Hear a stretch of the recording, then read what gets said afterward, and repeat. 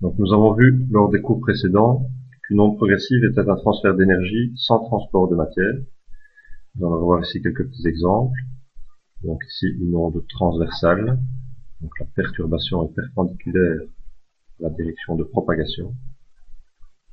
Une onde transversale. Une deuxième onde transversale, donc une corde, à qui on donne une perturbation ici dans cette direction-là. Propagation dans cette direction-là, donc onde transversale également. Donc une onde se propage dans toutes les directions qui lui sont offertes à partir de la source. Dans ce cas-ci, la corde se propage dans une seule dimension.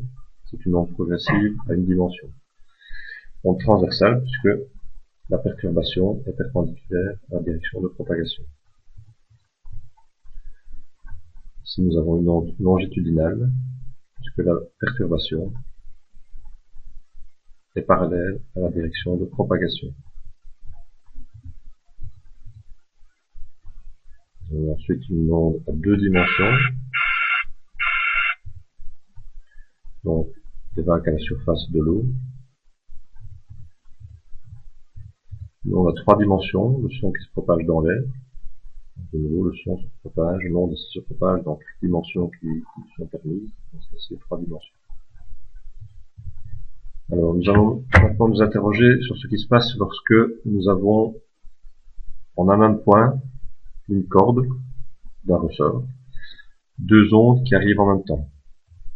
Donc nous avons ici une onde qui vient de la gauche, qui se propage vers la droite, et ici l'inverse, une onde qui vient de la droite, qui se propage vers la gauche. Les deux ondes vont se rencontrer ici. On s'aperçoit qu'on avait une amplitude donnée ici, et lorsqu'elles se superposent, l'amplitude est doublée. Ensuite, les ondes progressent, continuent leur progression comme si de rien n'était. On voit une deuxième fois. Donc, l'onde qui vient de la gauche va rencontrer l'onde qui vient de la droite. L'amplitude, qui était celle-ci, est doublée. Et ensuite, les deux ondes continuent leur progression comme si de rien n'était. Carte d'exemple, lorsque les deux ondes sont en opposition de phase, opposées, donc non positive, non négative, donc pendant un court instant, l'onde est nulle, et puis elle progresse de nouveau, comme si de rien n'était. Donc deux ondes progressives peuvent se croiser sans se perturber, car elles se superposent. On revoit une dernière fois.